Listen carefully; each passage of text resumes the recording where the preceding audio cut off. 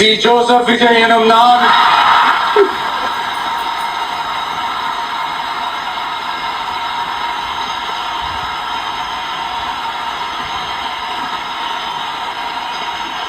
சட்டப்படி அமைக்கப்பெற்ற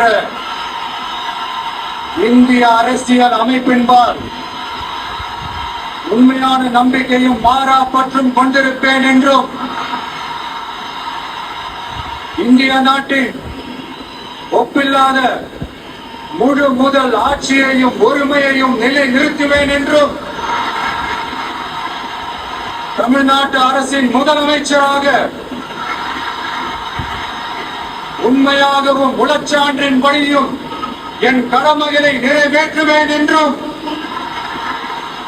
அரசியல் அமைப்பிற்கும் சட்டத்திற்கும் இணங்க அச்சமும் ஒருதலை சார்பும் இன்றி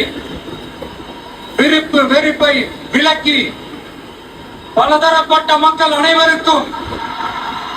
நேர்மையானதை செய்வேன் என்றும் ஆண்டவன் மீது ஆணையிட்டு உறுதிமொழிகிறேன்.